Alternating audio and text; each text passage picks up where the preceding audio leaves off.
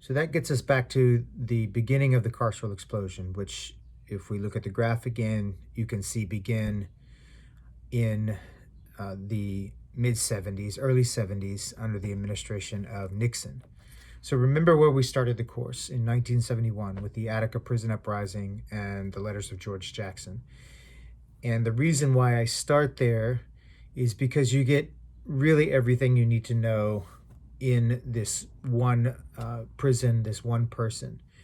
You have all of the characters on stage. Reagan is the governor of California, Nixon is president. You have a person who is the product of decades and centuries of racism, of exclusion, of poverty that is criminalized and eventually assassinated, not to mention those who were executed during the Attica prison uprising.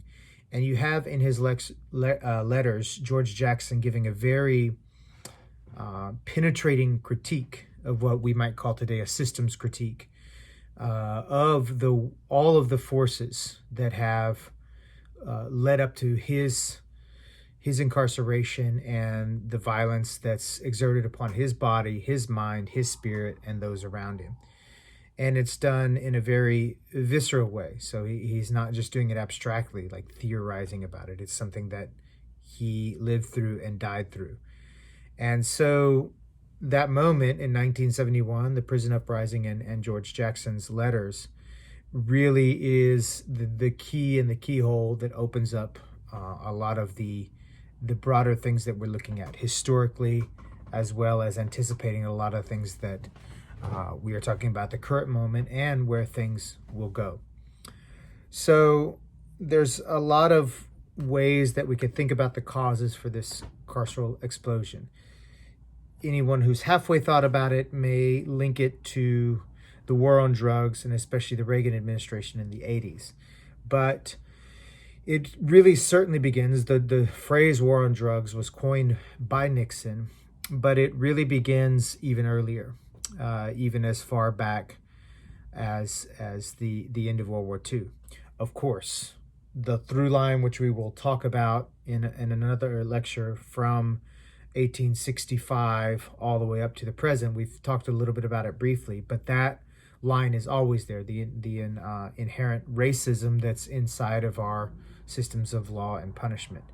But let's just look at this moment here where there is this carceral explosion in terms of the way that more and more are captured into this carceral net.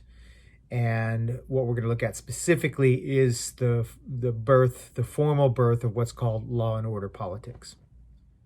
So I had all of you look at 4 explanations for this carceral explosion. The work of Louis Kant, specifically from his book Prisons of Poverty, in a chapter called The Great Penal Leap Backward. Michelle Alexander's The New Jim Crow, Marie Gottschalk's Caught, and Naomi Murakawa's The First Civil Right. So let's just briefly look at some of the major explanations that these writers offer about the carceral explosion, and we'll go a little more depth into a few of them.